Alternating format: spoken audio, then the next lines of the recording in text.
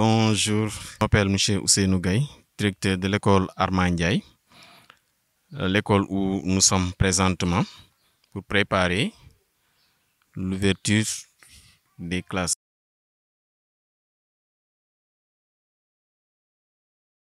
Donc pour l'ouverture, nous avons démarré aujourd'hui, ce 11, pour l'ouverture du personnel.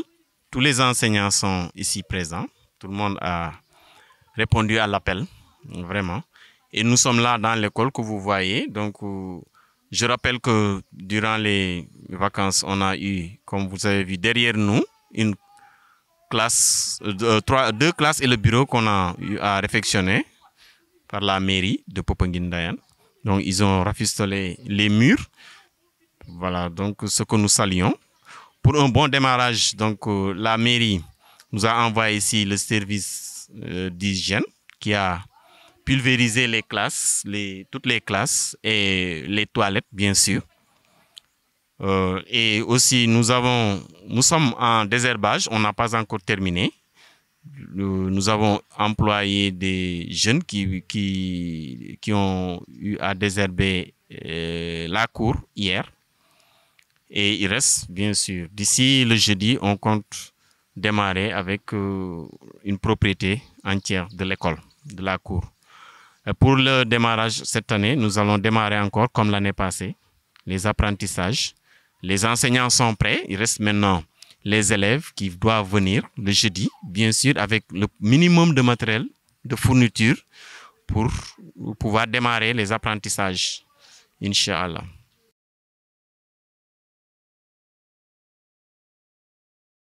Pour l'effectivité de la rentrée, donc il faut d'abord au niveau de l'école, au niveau des enseignants, une préparation mentale, une préparation matérielle aussi, des classes, des salles de classe qu'on a, comme j'ai dit tout de suite, qu'on a saupoudré, on a pulvérisé les salles, c'est devenu propre, praticable. Il nous reste maintenant le matériel.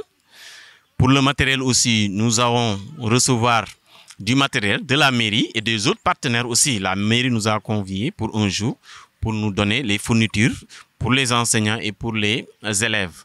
Et les autres partenaires aussi, comme M. Salsis, qui nous a promis de nous donner des fournitures. Et aussi, nous comptons préparer cette rentrée 2021-2022 dans la tranquillité, dans la paix aussi, dans la préparation hygiène aussi. Vous savez qu'il y a la maladie Covid-19 qui était là. Nous allons nous préparer matériellement, comme des matériels de nettoiement, comme eau de javel, du matériel de lavage des mains, pour bien recevoir les apprentissages, les apprenants bien sûr, qui doivent venir avec des mesures de propriété qui s'y est.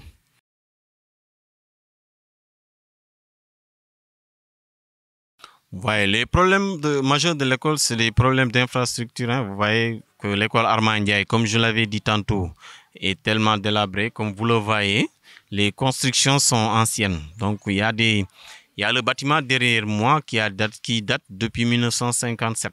Depuis 1957, on l'a fait que réfectionner, rafistoler en surface. Ce que nous voudrions bien sûr, c'est une réfection en profondeur ou bien démolir et reconstruire le bâtiment. Voilà. Donc nous avons besoin aussi beaucoup de choses comme la réfection des toilettes, de la cour aussi que vous voyez, la cour vraiment délabrée. On essaie de faire avec les moyens. Vous savez que on a besoin beaucoup de moyens. On a besoin vraiment beaucoup de moyens pour embellir la cour, à réorganiser la cour, vraiment que ça soit plus accueillant pour les élèves. Oui. Nous avons besoin aussi de subventions pour les partenaires, comme je l'ai dit tout de suite, pour matériel informatique. Le matériel informatique, imprimante, photocopieuse, ordinateur. On en a besoin, bien sûr, parce que actuellement, pour le nouveau programme curriculum, tout se fait à la machine. Pour les évaluations, les exercices, les élèves travaillent sur du papier.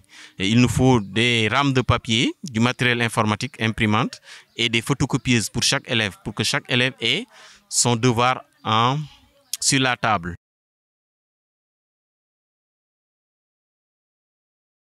Le message aux parents, c'est toujours le même message, hein. Je le dis chaque année. Bon, l'école a un programme bien déterminé à donner aux enfants. Et nous aurons préféré que l'école ait la même vitesse que les parents. Parce que au niveau des maisons, l'apprentissage des élèves manque. Donc, ce que les élèves prennent à l'école et ce qu'ils prennent à la maison, il y a deux vitesses. Ce n'est pas la même chose. Donc, on aurait préféré que ce que nous interdisons ou bien ce que nous donnons aux élèves, que ça soit la même chose à la maison, dans les maisons. Mais les élèves ont des comportements différents à l'école comme qu'à la maison. Ils n'ont pas le même comportement. Donc, ce qui fait le problème que les élèves, l'influence de l'éducation à la maison apparaît forcément à l'école, ce qui fait que les élèves sont souvent désorientés. Si je vous disais tout de suite qu'il y a deux vitesses au niveau de l'éducation. Nous appelons donc les parents à faire preuve de détermination pour encadrer les élèves à la maison. Nous appelons aussi les parents d'élèves à mettre leurs mains dans l'école.